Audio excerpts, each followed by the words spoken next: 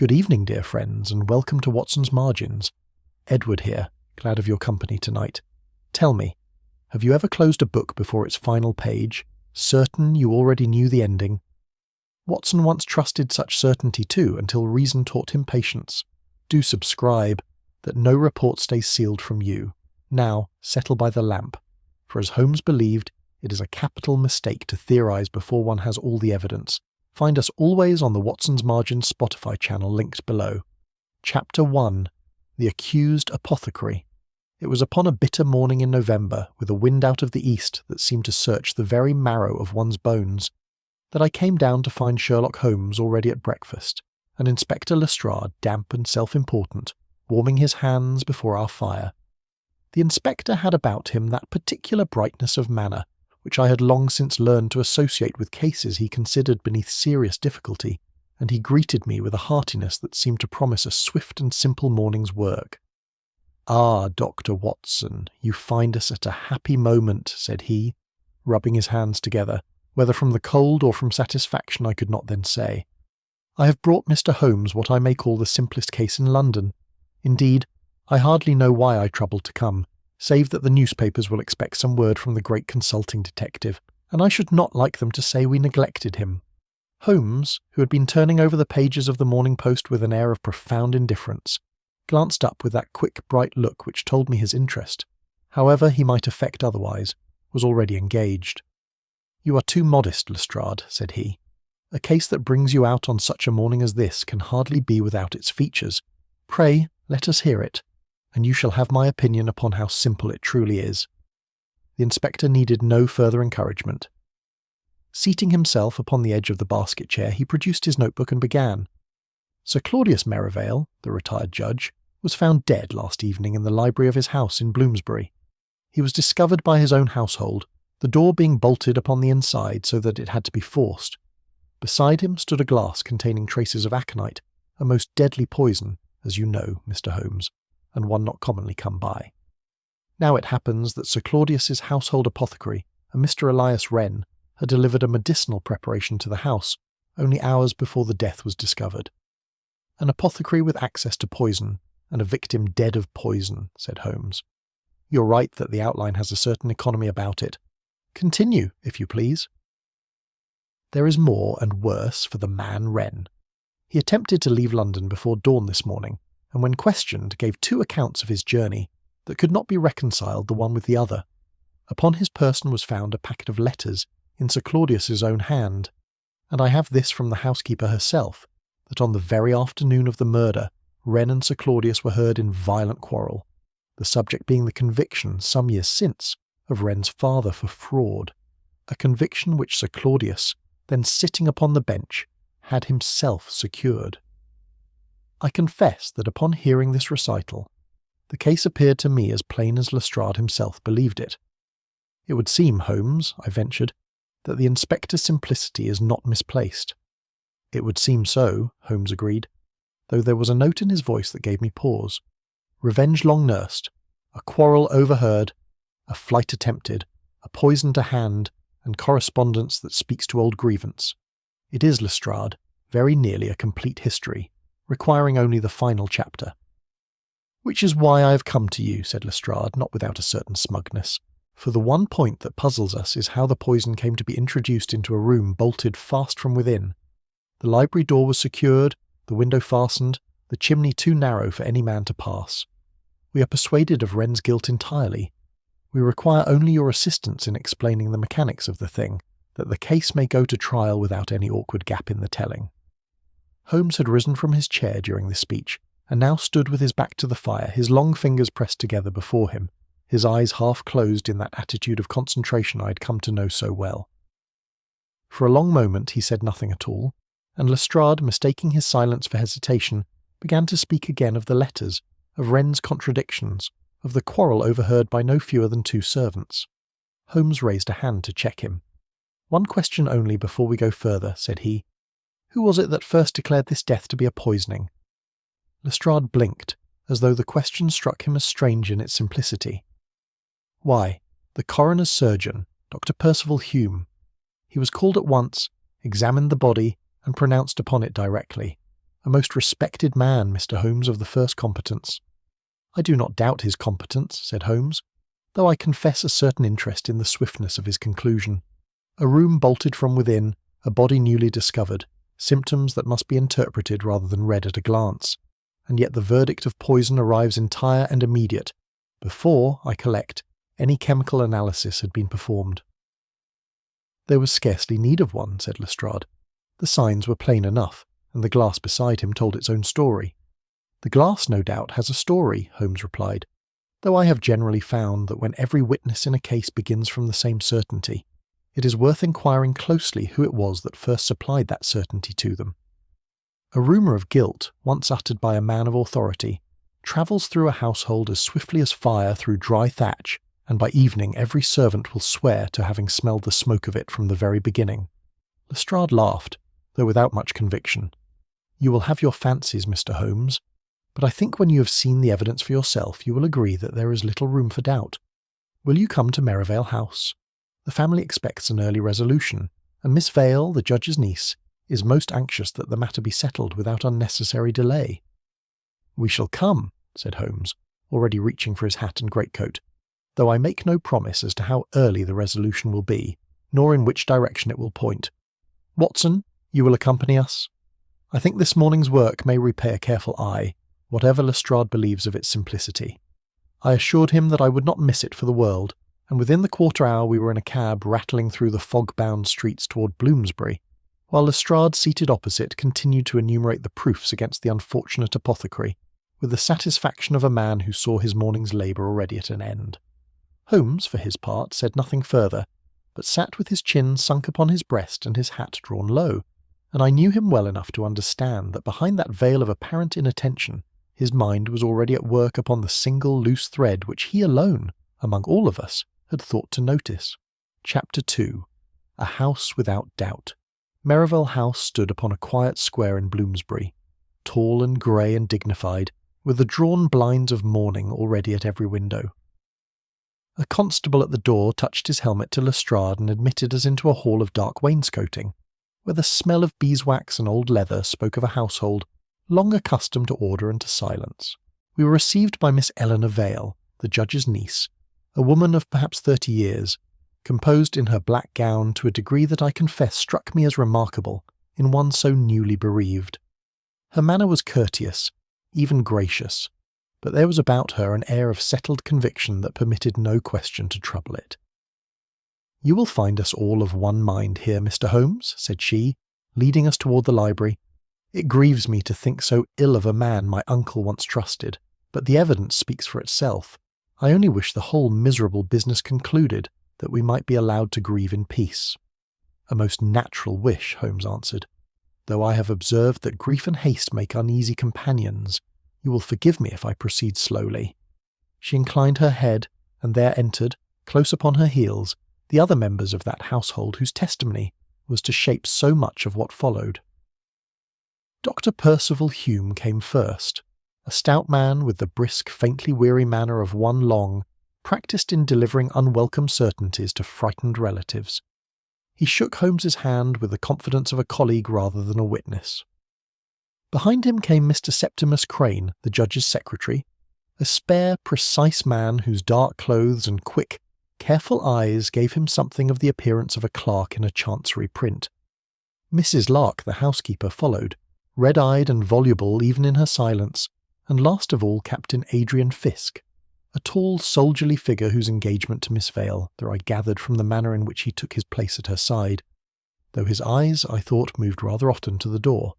"And Mr. Wren?" Holmes inquired. "In custody," said Lestrade, "and like to remain there.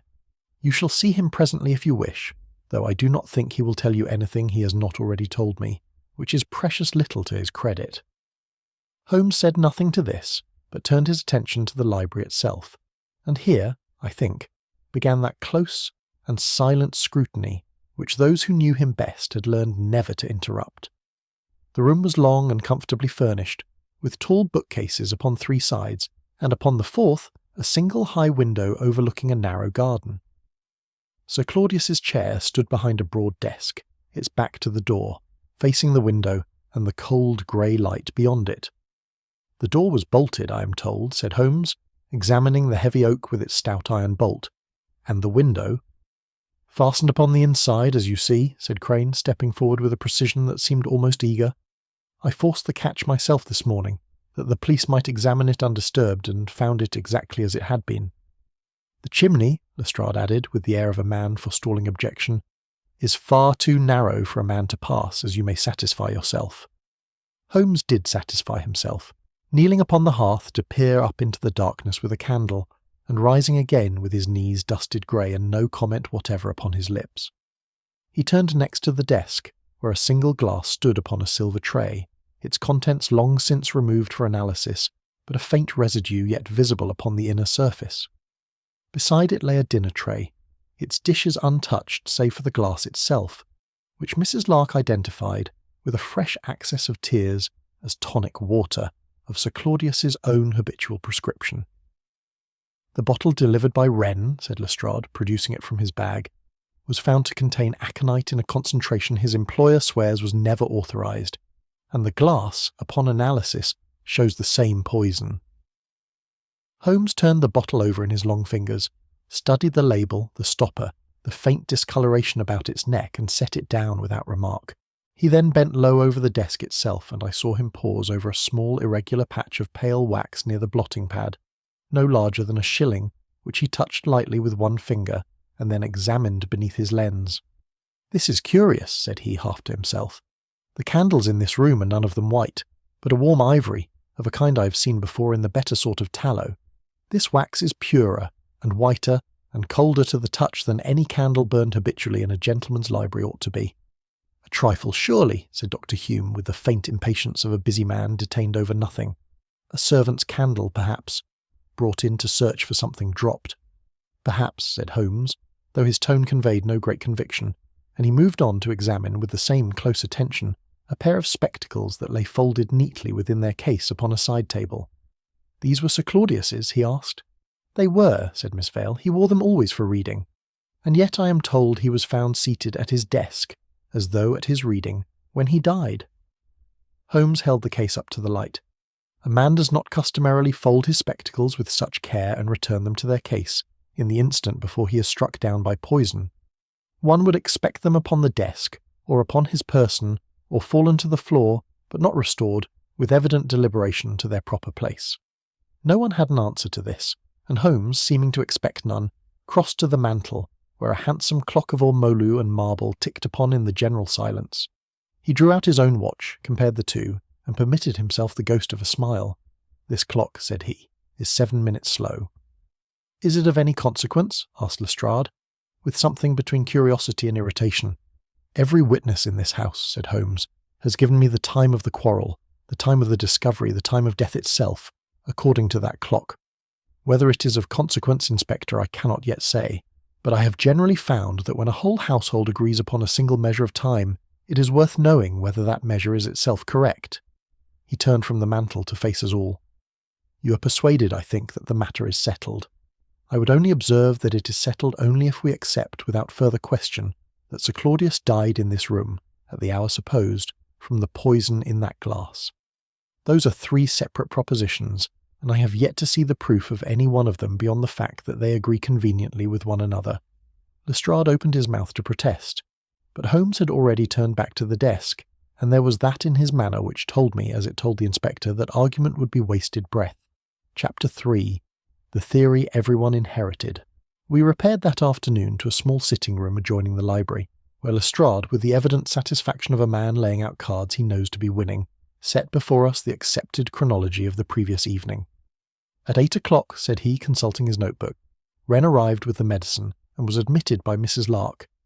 At 8:15, the quarrel was heard by both the housekeeper and one of the maids. At 8:30, Wren left the house, in evident agitation. At 9:10, Mrs. Lark brought coffee to the library and received no answer to her knock. By 9:20, the door being still fast, it was forced, and Sir Claudius was found as we saw him." "And Dr. Hume's estimate of the time of death?" Holmes inquired.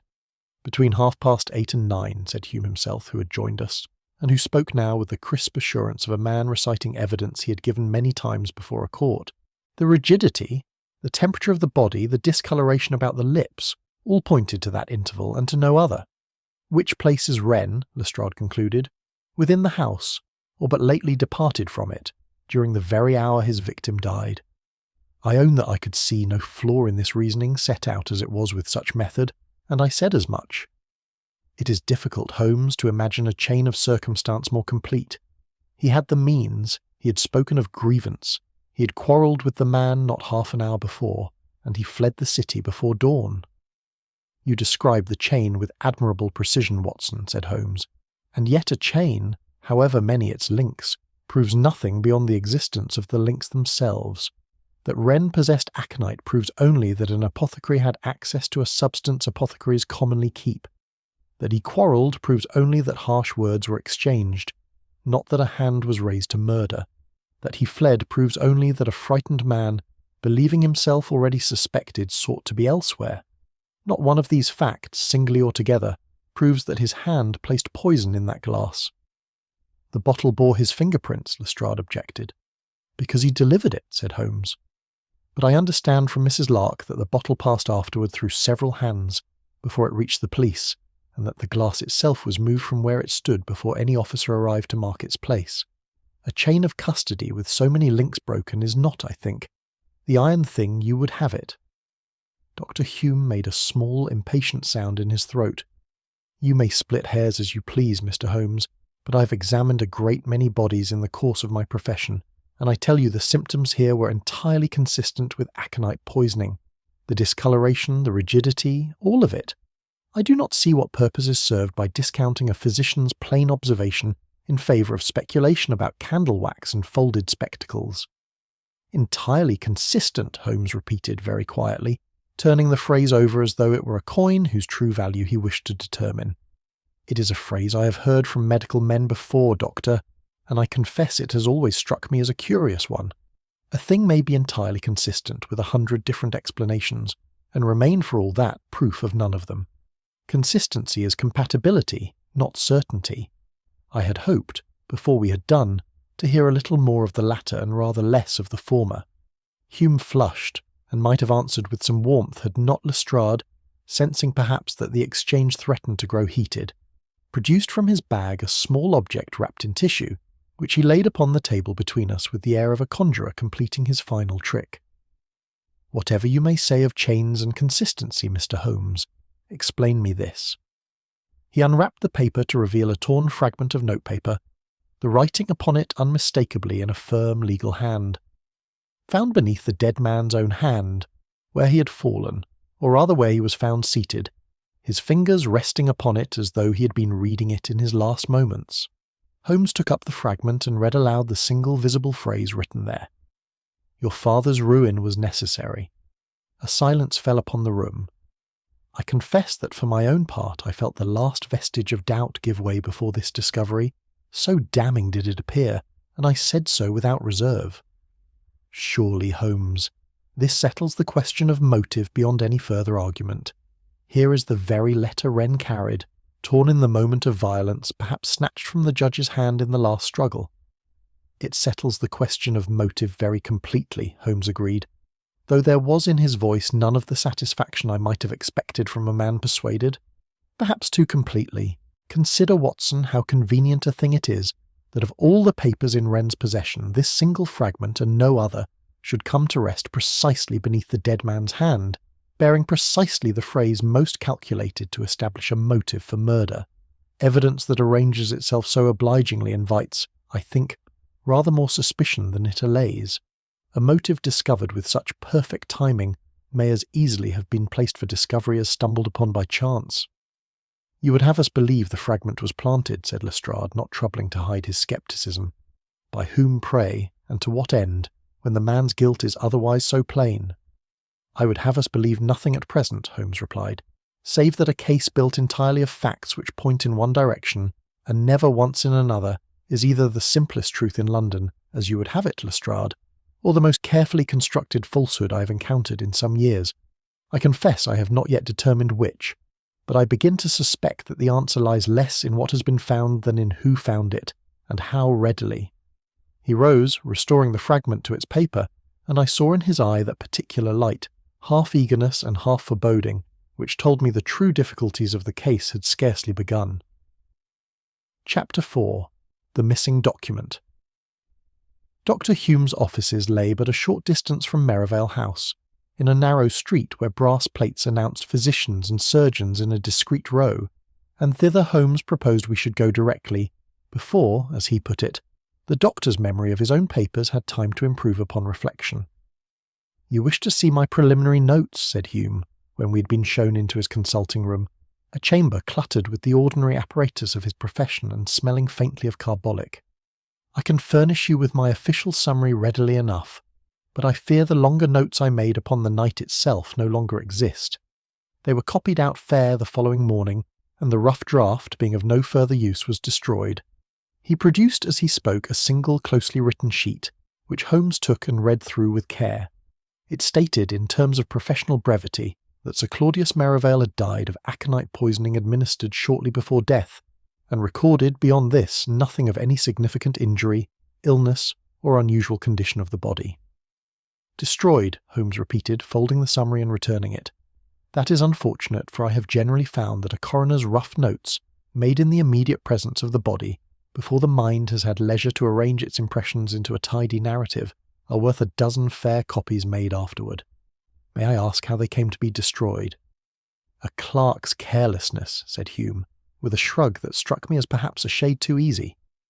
"He was clearing out a quantity of old papers from the grate in my office at the coroner's court, and several sheets went into the fire before I was aware of it. I was not best pleased, I assure you, but the summary contains everything of substance." "No doubt," said Holmes, though his tone left the matter very much open, and he asked leave to examine the coroner's office itself, a request Hume granted with what I took to be indifference, though I confess I wondered afterward whether it might not rather have been resignation. The office proved a small, ill-lit room behind the court, and it was here, kneeling before the very grate in which the offending papers were said to have perished, that Holmes made the first discovery of real consequence in the case. Among the grey ash and the curled black fragments of burnt paper, his quick fingers drew forth a strip perhaps 3 inches in length, scorched along one edge but legible upon the other, where a portion of the original writing yet remained. "No response to," he read aloud, and then, upon the reverse, "injury behind." The rest of the sentence, on both sides, had gone to ash. "A fragment only," said Hume, glancing at it with what I thought was rather more attention than a man regards a trifle. "It might have come from any of 100 papers passing through this office in the course of a year." "It might," Holmes agreed, "though I notice the hand is yours, Doctor, and the ink of a freshness that suggests a paper of recent date rather than one grown old in a drawer." He wrapped the fragment carefully and bestowed it within his notebook, and said no more upon the subject, though I saw that he had marked it well. We had scarcely quitted the coroner's court when a constable overtook us with a message from Lestrade, requesting that we attend at once upon the police station, where, it seemed, a fresh circumstance had come to light. We found the inspector in a state of some excitement.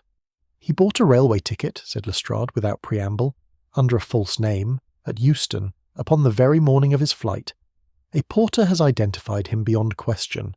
I put it to you, Mr. Holmes, whether an innocent man travels under a name not his own." Holmes asked to see Wren himself, and this request being granted, we were conducted to a small cell where the apothecary sat, a thin, careworn man of perhaps 35, his eyes red from want of sleep, who rose at our entrance with the wary look of one who expects only further accusation. "I have told the inspector everything," said he, "though he believes none of it." "Then tell it to me," said Holmes, seating himself upon the single stool the cell afforded, "and let me be the judge of what I believe." It came out slowly, and with evident reluctance, that the letters found upon Wren's person concerned indeed his father's old conviction, but that Sir Claudius, far from renewing an old cruelty, had lately offered to reopen the matter and to clear the dead man's name if proof could be found to support it. "He told me he had come to doubt the evidence upon which my father was convicted," said Wren, his voice unsteady. "That is why I quarrelled with him, Mr. Holmes, not from hatred renewed, but from 20 years of grief suddenly disturbed. I could not forgive him at once, though I believe now that he meant honestly by me." "And your journey?" Holmes asked. "Why travel under a false name?" "I was to meet a former clerk of the court, a man who had kept certain papers from the original trial, and who might furnish proof of what Sir Claudius suspected. Sir Claudius himself warned me to travel quietly, and under another name if I could contrive it. He said that a man inside the machinery of justice itself would move to prevent the truth coming out if he knew of my errand. Did he name that man? Holmes asked very quietly. He did not, said Wren. He would say only that I must trust no one connected with the case until I had seen the clerk and secured the papers. Holmes sat a long while in silence after this, his eyes fixed upon nothing in particular, and I could see that the neat theory which Lestrade had brought to Baker Street that morning was, in his mind, already crumbling into something a great deal less simple. It was that same evening, upon our return to Merivale House, to examine once more the glass in which the fatal draught was said to have stood, that Holmes made the second discovery of the day. Holding the vessel to the lamp and turning it slowly beneath his lens, he pointed out to me, along its inner surface, two faint and separate lines of dried residue, one somewhat higher than the other. "Two lines, Watson," said he. "Where a single draught, poured once and drunk once, would leave but one. This glass, unless I am very much mistaken, held one liquid, which was permitted to dry before a second liquid was poured in above it. And that, I think, is a fact our friend Dr. Hume has not troubled to mention." Chapter 5. Words chosen in advance. "I propose," said Holmes, when we had breakfasted the following morning, "to see each witness alone, and to ask of each not what they believe, but only what they themselves saw and heard. Belief, Watson, is a communicable disease in a frightened household, and I wish this morning to inoculate myself against it by dealing only in the raw material of the senses." We returned accordingly to Merivale House, where Holmes requested through Miss Vale that each member of the household be brought to him singly in the small morning room, and there, over the better part of that grey forenoon, I witnessed a demonstration of method that I have rarely seen equalled even by Holmes himself. Mrs. Lark came first, still tearful, still certain, and repeated, almost word for word as she had given it to Lestrade, the terrible threat she claimed to have overheard. "You destroyed my father, and tonight you shall answer for it." "You're quite certain of those words?" Holmes asked her, gently enough, though I knew that gentleness in him to be the most searching instrument he possessed. "I heard them as plain as I hear you now, sir." "Through a closed door?" "Through the door, sir, yes, but plain enough." "Repeat to me, if you would, only those words of which you are entirely certain, setting aside for the moment anything you may since have come to believe you heard." She hesitated, twisting her apron between reddened fingers, and at length admitted with evident reluctance that she had heard clearly only the words, "my father," and answer for it, the remainder having been supplied, she now recalled, by Mr. Crane, who had come upon her in the passage directly afterward, and had himself suggested the fuller and more threatening form of the sentence, which she had repeated so often since that it had come to seem her own memory entire. "A single stone," Holmes murmured to me when she had gone, "dropped into a still pool, and the ripples travel very much further than the stone itself." Captain Fisk came next, erect and soldierly, and spoke with the crisp assurance of a man giving evidence upon parade. Sir Claudius, he declared, had appeared in perfect health at dinner, cheerful even, and had eaten well. "You dined with him, then?" Holmes asked. "I was in the house, certainly." "But did you yourself see him eat?" Fisk paused, and I saw a flicker of something uneasy cross his soldierly composure. "I did not sit at table with the family that evening, having dined earlier at my club. I had it from Miss Vale that her uncle had dined well, and took the fact as certain." "Then your knowledge of the judge's health that evening rests entirely upon another's report, and not upon your own observation." "I had not considered it in that light," Fisk admitted, with the discomfort of a man who finds a fact he had thought solid turn suddenly to sand beneath his feet. Miss Vale herself, when her turn came, was as composed as ever, and stated with quiet confidence that she had seen her uncle alive at 8:45, through the library door, which stood partly open. "You spoke with him?" "I did not like to disturb him at his reading." "Did he speak to you?" "He did not." "What, then, did you actually see?"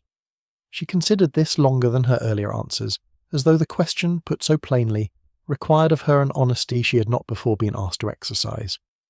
"I saw his figure in the chair, his back toward me, his grey hair above the chair's edge, and one hand resting upon the desk. I assumed naturally that he lived, since I had no cause to think otherwise." "Naturally," Holmes agreed, though I marked the particular stillness that came over him at this answer, as a hunting dog stills at the first true scent after a morning of false starts. Mr. Crane, when he entered, brought with him that same precise and eager manner I had noted upon our first visit, and volunteered, almost before Holmes had framed his question, the information that he had heard Sir Claudius cough, a dry and distinctive cough, at 9 o'clock precisely. "How did you know it to be his cough and not another's?" Holmes inquired. "Sir Claudius had a most particular cough, sir, dry and short, quite unlike any other in the household. I had heard it 1,000 times. I confess that I marked nothing amiss in this until Holmes, later, drew my attention to a small circumstance I had let pass unregarded.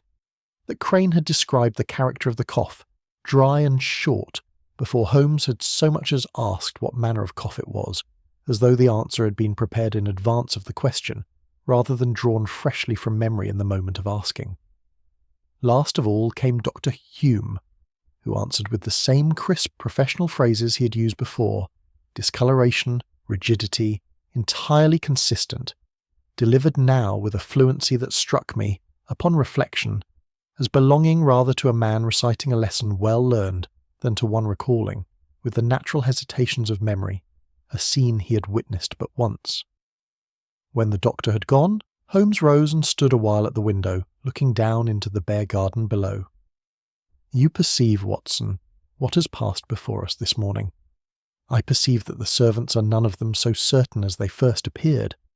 More than that, I think we have watched not the recollection of independent witnesses at all, but the propagation of a single interpretation, formed early and by one hand, and thereafter absorbed by each in turn until it wore, for each, the comfortable feeling of memory. Mrs. Lark's threat was shaped by Crane. Fisk's certainty rests upon Eleanor's report and no more. Eleanor herself saw only a shape in a chair, and gave that shape from natural affection the name and the life of her uncle. And Crane's cough and Hume's discoloration arrived in this room this morning dressed in language too neat, too complete, too ready to have come fresh from an astonished memory. You believe them all mistaken?"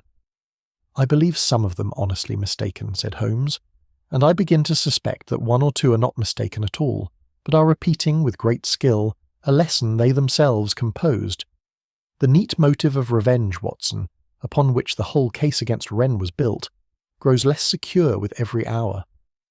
A man who had begun to right an old wrong is not so natural a victim for the wronged man's vengeance as Lestrade would have us believe, and I confess I begin to wonder whether the true crime committed in this house was not murder alone, but the murder of an inconvenient truth.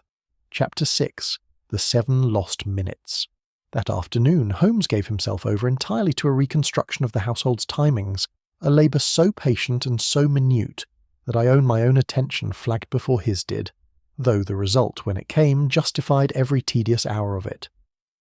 "We know already," said he, spreading before him upon our sitting-room table a rough plan of Merivale House drawn from memory, that the library clock runs 7 minutes slow. Let us discover whether its fellows keep better company. He had, it transpired, sent that morning to Merivale House for particulars of every timepiece in the establishment, and now read them out to me one by one. The hall clock, upon comparison with the church bells of the parish, is correct to the minute. The kitchen clock, I am reliably informed by the cook, runs 4 minutes fast and has done so by her own admission for above a year, no one having troubled to have it mended. And the library clock 7 minutes slow, I said. A discrepancy of some 11 minutes between kitchen and library alone, just so. And yet every witness in that house, when asked the hour of this event or that, answered according to the library clock, that being the timepiece by which the household generally regulated its evening, the judge himself having a fondness for consulting it. Once Lestrade had announced, upon Dr. Hume's authority, that death occurred between 8:30 and 9 by that clock, every subsequent recollection arranged itself, quite unconsciously, to agree with the figure already given. He took up a pencil and began to set down, beside each remembered event, the true hour by the correct time of the parish. The quarrel, placed by Mrs. Lark at 8:15 upon the library clock, occurred in fact at 22 minutes past.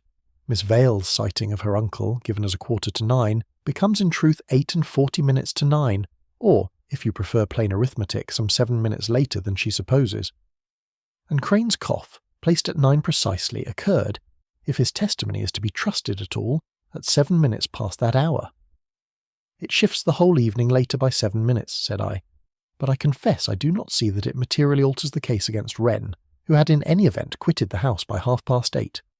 It does not of itself alter the case in the least, Holmes agreed. I set it down chiefly that we might reason henceforth by the true clock and not the false one. But it leads me to a further question, which troubles me a good deal more than 7 lost minutes. Given all that we established this morning, that Eleanor saw only a shape, that Fiske heard only a report, that Crane's memory arrived too neatly composed, I begin to ask myself not merely when these events occurred, but whether the man they concern was in every instance truly alive to be their subject. I confess this observation startled me considerably. You cannot mean, Holmes, that Sir Claudius was already dead when his niece looked in upon him? I mean that I do not know, and that I intend to find out, said he, and with that he rose and we returned once more to the library at Merivale House, where he gave himself over to an examination of the judge's chair with a thoroughness I had not before seen him bestow upon a single article of furniture. You will observe, said he, standing behind it, that the chair faces the window and that its back, being high and generously padded, presents to any observer at the door chiefly the crown of the head and the shoulders, the face itself being entirely hidden. A man wearing Sir Claudius's dressing gown and possessed of hair of similar colour might in this dim room, and at the distance of a partly open door, be mistaken for the judge himself by anyone not looking for reason to doubt. But the cough, I objected. Crane heard him cough at 9 or 7 minutes past by the true clock. A cough may be imitated by any man with the wit to attempt it, said Holmes, and I think our friend Crane possesses wit enough for a good deal more than that. He crossed to the small wastepaper basket beside the desk, knelt, and drew from among its contents a pinch of fine grey powder, which he touched to his tongue, and then, with a slight grimace, spat delicately into his handkerchief. Pepper, Watson, and freshly ground. A man who wishes to produce upon demand a dry and characteristic cough need only place a little upon his tongue beforehand, and the thing is done to admiration. He returned once more to the patch of pale wax upon the desk, which he had marked upon our first visit, and studied it now beneath his lens with an attention that told me he had at last connected it with some larger design. This wax, said he, is not, as Dr. Hume would have us believe, from any candle burned habitually in this room. I sent a sample this morning to be compared with candles from every part of the house, and I have the answer here. He drew a note from his pocket and read from it. The composition matches precisely the white candles kept for use in the small chapel upon the upper floor, candles of a purer tallow than those used elsewhere in the household, and burned, according to Mrs. Lark, only upon Sundays and holy days. Then how came such a candle to stand upon the library desk on an ordinary Tuesday evening? That, said Holmes, is the very question I intend to answer before this case is done. A candle brought down from the chapel, fixed here temporarily by its own melting wax, and afterward removed, leaves behind it exactly such a mark as this, and no other explanation I have yet considered accounts so well for its presence. He straightened, and stood a moment surveying the room as a general might survey a field upon which he had at last begun to discern the true disposition of an enemy long concealed. We have, Watson, a chair turned from the door, a cough that may be counterfeited, a candle that has no business in this room, and a household whose every certainty traces back, upon examination, to 1 or 2 sources only.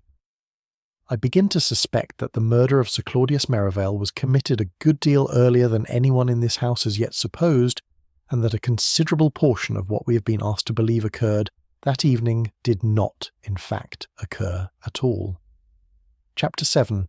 A Bottle in the Lodging-House.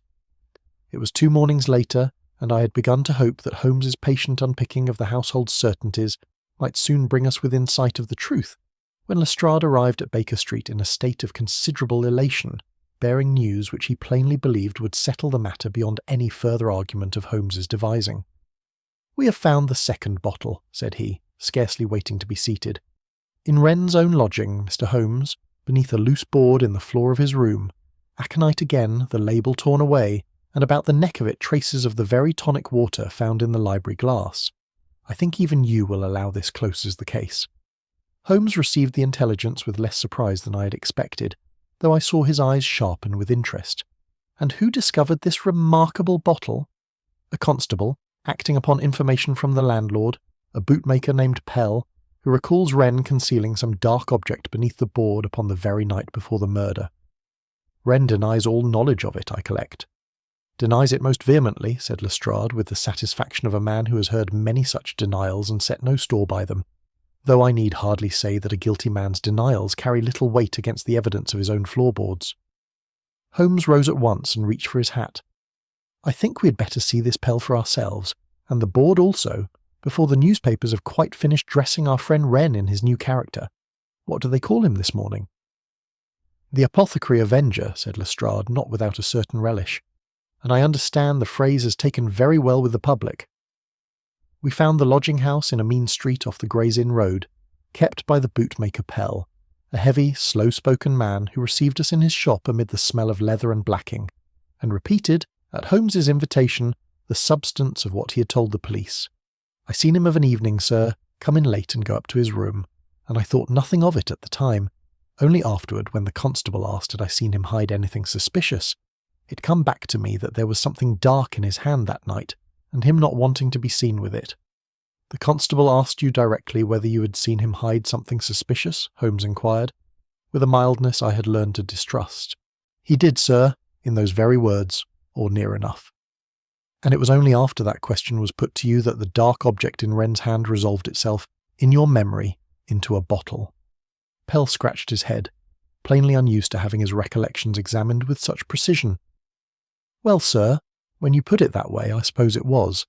I couldn't rightly say, before he asked me, what it was Wren was carrying, only that his hand was closed about something. Thank you, said Holmes. You have been of considerable service, though perhaps not quite in the manner the police intended. We were shown up to the room itself, a poor, narrow chamber under the eaves, where the loose board yet stood raised beside the small cavity from which the bottle had been taken. Holmes knelt upon the bare boards and examined the place with his lens, his attention moving from the raw wood of the cavity to the dust and grime of the surrounding floor with an intentness that told me he had already begun to form a conclusion very different from the inspector's. You will observe, Lestrade, said he at length, that the scratches about the edge of this board are fresh, the wood beneath them pale and unweathered, whereas the boards to either side, undisturbed for years, show a uniform depth of grime. If this hiding-place had served Wren for any length of time, as your theory requires, one would expect the marks of its use to have softened and darkened with the dust of the room, as everything else here has done. They have not. This board, I should say, was lifted for the first time within the last day or two, and by a hand less accustomed to the work than a guilty man concealing evidence over a period of weeks would surely have become. He might have hidden it only the once, the night before the murder, as Pell says, Lestrade objected. He might, Holmes conceded, though I notice also, upon the neck of the bottle itself, a fine deposit of plaster dust, of a particular reddish colour, quite unlike the plaster of this house, which is grey throughout. And here, if you will examine the gum by which the label was affixed and afterward removed, you will find embedded in it certain fine red fibres, which I think, upon comparison, will prove identical to the blotting paper I observed upon Dr. Hume's own desk at the coroner's office. Lestrade took the bottle and turned it in the light with the air of a man determined not to be impressed. It is a curious coincidence, I grant you, if it is anything at all, but it proves only that the bottle passed at some time through official hands, which is hardly remarkable in a case where the police themselves have handled every article of evidence. No doubt, said Holmes, and said no more upon the subject, though I could see that he had marked the inspector's explanation and found it wanting, and that he chose, for reasons of his own, to let the police enjoy their discovery a little longer before disturbing it. That evening, as we sat once more before our own fire, I ventured to ask Holmes whether even he did not begin to find the weight of evidence against Wren overwhelming. I confess, Holmes, said I, that between the letters, the quarrel, the flight, and now this second bottle, I find myself wondering whether your doubts have not carried you rather further than the facts will bear. You're not alone in that suspicion, Watson, said he, filling his pipe with the deliberate care he reserved for moments of concentrated thought, and I do not blame you for it, since the case against Wren has now grown very complete indeed. It possesses motive, opportunity, the poison itself, an attempted flight, threatening words overheard, and now a second bottle concealed in his own lodging. It wants nothing that a jury could ask of it. He struck a match, and I watched its light play a moment upon features grown suddenly grave. And that, my dear fellow, is precisely what troubles me. I have investigated a great many crimes in my time, and I have never yet encountered one, however carefully planned, that did not leave behind it some loose thread, some awkward fact that refused to be woven neatly into the pattern. This case has no such thread. Every new discovery fits the accepted theory as smoothly as the last, and a structure raised with such perfect symmetry, Watson, is very rarely the work of chance. I begin to think that the false theory is now complete, and that its very perfection is its greatest and most fatal defect. Chapter 8. The Coroner's Final Proof. The blow, when it fell, came from two directions at once, and I confess that for a time even my own faith in Holmes's judgment was severely tried. We'd gone that morning to Merivale House at Lestrade's summons, and found there an atmosphere of triumph very different from the guarded courtesy of our earlier visits. Dr. Hume awaited us with a sealed document which he laid upon the table with the solemnity of a man producing the final word upon a matter too long disputed. An independent analysis, Mr. Holmes, made by Mr. Abel Southern, whose reputation in matters of toxicology you will not, I think, care to dispute. It confirms a lethal concentration of aconite in the preserved samples taken from Sir Claudius's stomach.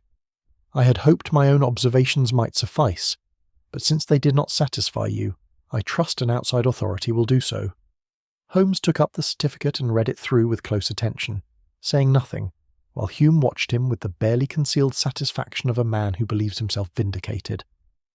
We had scarcely finished with this document when Mr. Crane entered, bearing a further paper which he presented, I thought, with rather more eagerness than grief. I found this only this morning, sir, in searching through Sir Claudius's private desk, a memorandum in his own hand, which I confess has distressed me a good deal. He held it out, and Holmes read aloud the single sentence it contained. Elias Wren must never learn the whole truth concerning his father. A murmur went round the room, and I saw Miss Vale's composure falter for the first time since our acquaintance with her began.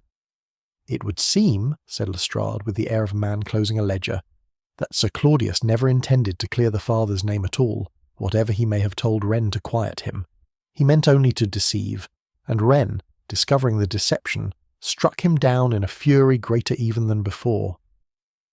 It was at this point that Wren himself, who had been brought under guard to hear the new evidence, broke down entirely and confessed, amid considerable distress, that he had indeed wished Sir Claudius dead, and that he had brought aconite into the house, though he protested still that it had been compounded at the judge's own request, as part of a medicinal preparation, and for no darker purpose. He admits bringing the poison, said Lestrade to Holmes, not without a note of triumph. I call that a confession, Mr. Holmes, whatever qualifications he chooses to attach to it. I own that in that hour I believed the case against Wren proved beyond any further question, and I said as much to Holmes when we had withdrawn to the library to consider what had passed. To my surprise, he showed none of the discouragement I had expected, but sat turning the laboratory certificate over in his hands with an expression of close and private calculation. You will observe, Watson, said he at length, a small discrepancy in the times recorded here. The certificate states that Mr. Southern received the samples for analysis at 11:30 upon the night of the death. Yet Dr. Hume's own official record, which I examined at his office, states that the organs in question were sealed for preservation at midnight, a full half-hour later. I confess I find it difficult to understand how a sample could be delivered for analysis before the vessel containing it had been sealed. He rose without further explanation and requested that we be driven at once to Mr. Southern's laboratory, a request Lestrade granted with evident reluctance, plainly regarding the errand as an unnecessary delay upon a matter already settled. Southern himself, a precise and rather nervous man surrounded by the glassware and retorts of his profession, confirmed upon Holmes's careful questioning the very discrepancy Holmes had anticipated. Dr. Hume brought the sample to me himself personally, rather than through the usual official channel, said he. A small vial only, which he described to me as stomach fluid taken from the deceased.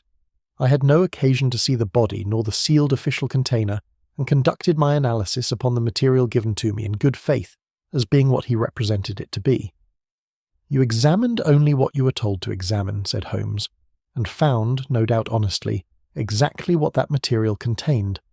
The question, Mr. Southern, is not whether your analysis was accurate, but whether the material analysed was truly what Dr. Hume claimed. Southern's face lost something of its colour at this, though he said nothing further, and Holmes, thanking him, turned at once to the second matter, the memorandum produced so opportunely by Crane. This he examined now beneath his lens with an attention I had seen him bestow before only upon matters of the gravest importance. "The ink is genuine enough," said he, "and the hand, I have no doubt, is Sir Claudius's own. But observe, Watson, how abruptly the sentence terminates, and how close to the torn edge of the page. I think this fragment was cut deliberately from a longer sheet, the remainder of which has been suppressed."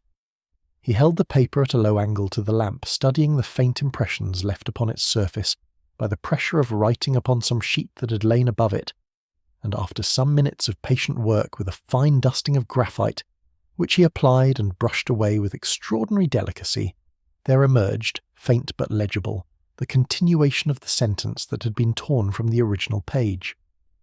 "Elias Wren must never learn the whole truth concerning his father," he read aloud, "until I possess the proof necessary to clear him completely." I confess I sat in silence a long moment, turning over the whole miserable business anew. "Then the memorandum does not condemn Wren at all," said I, "but very nearly the opposite." "Nor does the laboratory certificate prove what it claims to prove," said Holmes, rising and pacing before the fire with the restless energy that always overtook him at such moments. "We are not, Watson, in the presence of a case growing stronger against Wren. We are in the presence of a case being strengthened, with great skill and no little daring, by a hand determined that it should point in one direction only. Each new proof, examined closely, has not confirmed the truth of this matter. It has merely confirmed a carefully edited version of it, prepared, I think, by someone with access to Sir Claudius's private papers, to the coroner's samples, and to the confidence of the entire household." He stopped his pacing and turned to me with a look I had come to recognise as the herald of decisive action. "I think, Watson, the time has come to bring this business to its conclusion. Tomorrow evening I shall ask that all concerned assemble once more at Merivale House, and there, I believe, we shall at last hear the whole truth concerning the death of Sir Claudius Merivale, whether those who have laboured so cleverly to conceal it wish us to hear it or not." Chapter 9. The Man Who Diagnosed the Crime. The library at Merivale House had been arranged at Holmes's particular request, very much as it had stood upon the night of the tragedy, the desk in its place, the chair turned toward the window, the fire burning low upon the hearth. There we assembled the following evening. Miss Vale, pale but composed, Captain Fisk at her side, Mrs. Lark hovering uncertainly near the door, Mr. Crane seated with his usual precision, Dr. Hume standing before the mantel with an air of professional patience, and Lestrade, notebook in hand, plainly prepared to humour Holmes a little longer before returning, as his manner suggested, to more settled business. Wren himself was brought under guard, and took his place near the window, his eyes moving anxiously from face to face. Holmes stood before the desk, and when all were seated he began, without preamble, in a voice quiet but carrying to every corner of the room. "I must begin," said he, "by demolishing the single assumption upon which this entire case has rested from its first hour. Sir Claudius Merivale did not die of aconite poisoning." A murmur ran through the room, and Dr. Hume, I observed, did not join in it, but stood very still, his professional composure suddenly become something more rigid and watchful. "The poison found in the glass, in the second bottle, and in the sample submitted to Mr. Sothern for analysis," Holmes continued, "was introduced after death, not before it.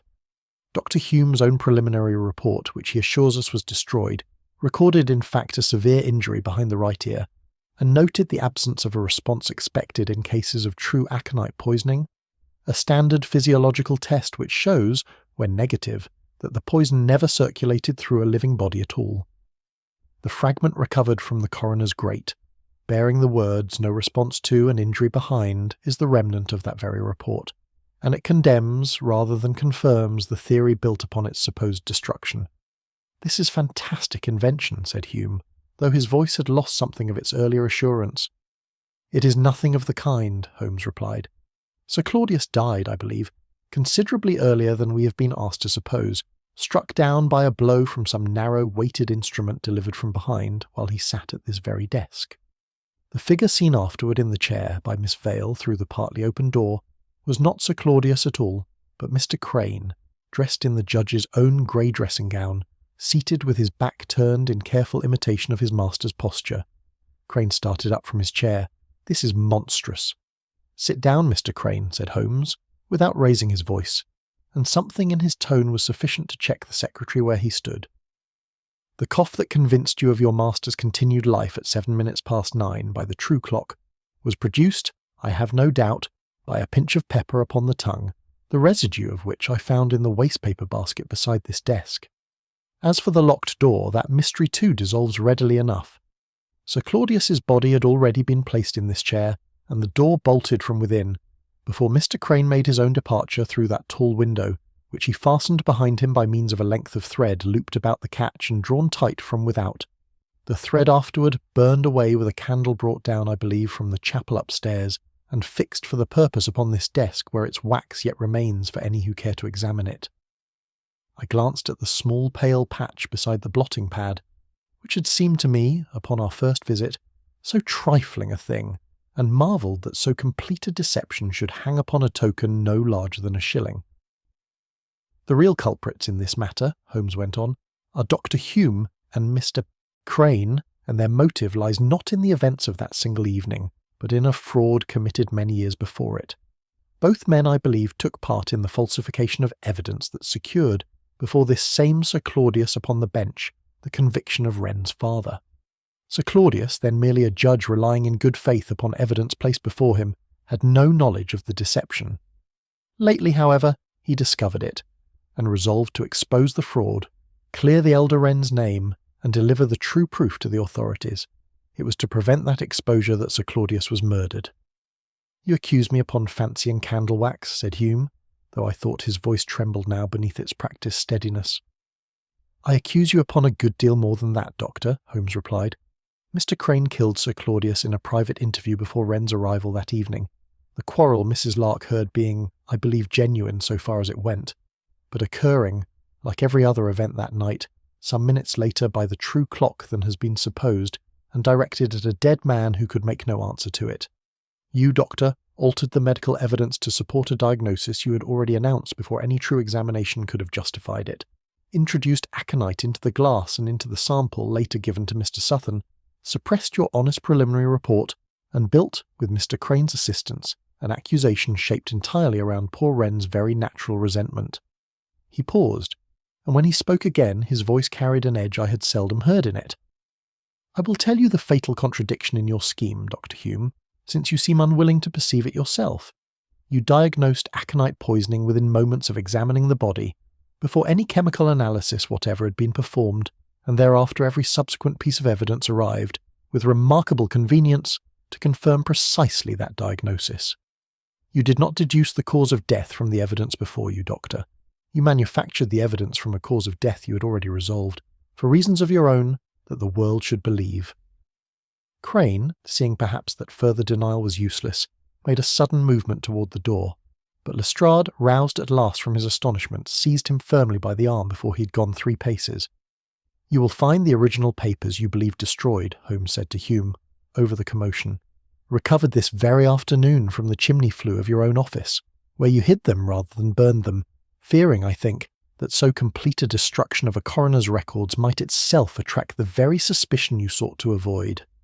Dr. Hume, confronted with the recovered report and the plain contradiction in the chain of custody of his own laboratory sample, seemed all at once to age a dozen years, and sank into a chair with his face in his hands, while Lestrade, recovering something of his official manner, called in the constables waiting without to take charge of both men, Crane struggling briefly and vainly against the inspector's grip, before submitting, with what dignity he could muster, to the arrest that Holmes's quiet reasoning had made inevitable.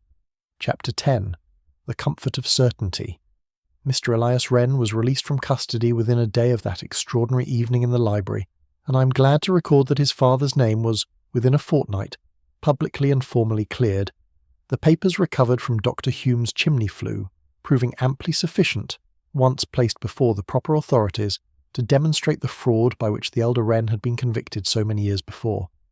It was a poor enough restitution for a life ruined and a family disgraced, but Wren himself, when I saw him some weeks later, seemed to bear it with a quiet gratitude that did him credit. Miss Vale inherited the estate as had always been expected, though the manner of her uncle's death cast, I think, a long shadow over what might otherwise have been an unclouded fortune. She did not marry Captain Fisk. It emerged, in the course of the investigation that followed, that the captain had concealed from her the true extent of his debts, and had, moreover, done a certain amount, whether from malice or mere cowardice I cannot say, to encourage the suspicion against Wren in the early days of the case, hoping perhaps that a swift resolution would leave less occasion for awkward questions concerning his own finances. He had, however, no part whatever in the murder itself, a fact Holmes was careful to establish beyond doubt before the engagement was broken, for he had no wish, as he told me afterward, to see an honest scoundrel hanged for a crime committed by cleverer men.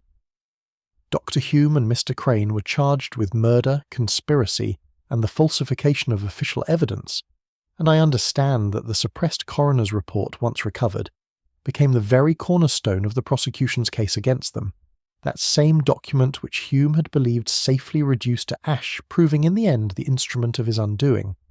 Lestrade called upon us at Baker Street some days after the arrests, in a mood considerably chastened from the brisk confidence with which he had first brought us the case.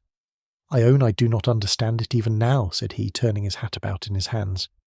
"Every fact I had before me pointed the one way, Mr. Holmes, and pointed so plainly that I confess I could not see how any other conclusion was possible. The case appeared so convincing precisely because everything agreed." "You have put your finger, Lestrade, upon the very heart of the difficulty," said Holmes, "though you have drawn from it, I think, the wrong lesson. It was not that every fact happened to point in the same direction. It was that every fact had been made to point in that direction, by men with the skill and the opportunity to arrange it so, because the investigators, yourself among them, had accepted the direction before they had properly examined the facts at all. Dr. Hume announced his diagnosis before analysis, and thereafter analysis obligingly confirmed it. You yourself sought evidence of Wren's guilt because his guilt had already been declared to you as probable, and finding what one seeks is no very difficult exercise when one has ceased to look for anything else." Lestrade had no ready answer to this, and took his leave shortly after, in rather better humour than his words suggested, promising, as he always did, to give Holmes full credit in his report, a promise I do not think either of us greatly expected him to keep in its entirety. When he had gone, I turned to Holmes, who had settled himself once more before the fire with his old briar pipe, and put to him the question that had been forming in my mind since the scene in the library. "When did you first suspect Dr. Hume, Holmes? Was it the wax upon the desk or the folded spectacles or some earlier trifle I failed altogether to remark?" "I did not at first suspect the man at all," said Holmes, watching the smoke curl upward toward the ceiling. "I suspected from the very outset only the certainty. You will recall that my first question to Lestrade before ever we had left this room was who had first declared the death to be a poisoning. I asked it because I have observed, in a fairly long experience of such matters, that a true medical conclusion, honestly arrived at, generally carries about it some measure of qualification, some acknowledgment of what remains uncertain or unexamined. A cautious man says that the symptoms are consistent with poison, and that further analysis will be required to confirm it.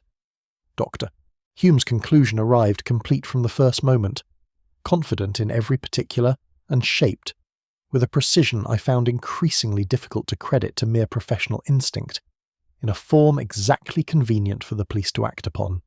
It was that unnatural completeness, Watson, rather than any single fact, that first roused my suspicion, and everything I afterward observed, the wax, the spectacles, the clock, the residue in the glass, served only to deepen a doubt that had its true origin in the doctor's own excessive certainty. I took up my pen that evening, as has long been my habit, to set down some record of the case while its particulars remained fresh in memory, and I found myself reflecting, as I wrote, upon a truth that seemed to me to lie beneath the whole curious business of Sir Claudius Merivale's death. It is not ignorance, I think, that constitutes the most dangerous obstacle to the discovery of truth, whether in the detection of crime or in the ordinary conduct of human affairs. A mystery may survive the loss of evidence, the confusion of false testimony, even the deliberate cunning of disguise, and yet yield in time to patient inquiry. It becomes very nearly unanswerable only when all concerned agree too soon, and too completely, upon what the available facts must mean, and thereafter cease to examine them at all. Holmes, as I wrote, had turned once more to his chemical apparatus upon the side table, absorbed already in some fresh experiment whose purpose I did not trouble to inquire after. While beyond our windows the fog of a London evening gathered thick and yellow above the gas lamps of Baker Street. I set down my pen at last, the case complete upon the page before me, and reflected that the truth in this instance had not been hidden from us by any great complexity of circumstance, but by something a good deal simpler and, I think, a good deal more dangerous. The very human comfort of a simple answer,